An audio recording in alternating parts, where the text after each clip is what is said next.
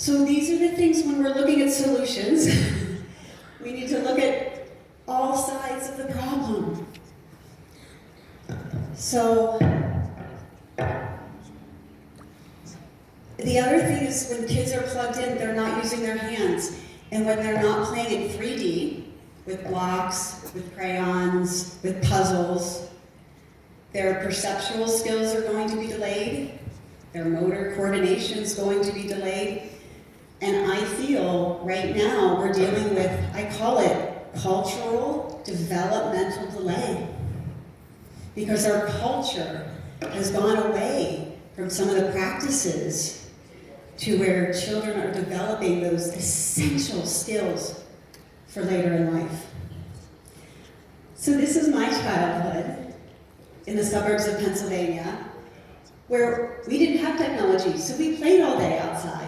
And I learned how to play with children of all different ages, stages, some nicer, some not so nice. That's how I learned. But now our neighborhoods, at least in the States, it's not like this.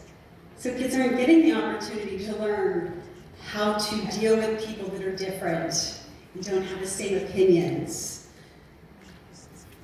And we had more nature, more play with the family. And safety, I learned the hard way. Actually, I broke both my arms later in my childhood career on this thing, but I learned to pay attention when I fell off of this.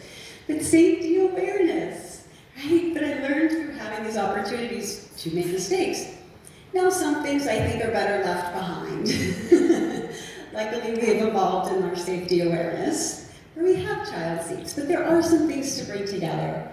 So tomorrow, I'm going to share with you, and I would go deeper into some of these, but tomorrow I'm going to share with you the key foundations to start considering when we're looking at supporting our child's development and some different models that we can integrate into our approach.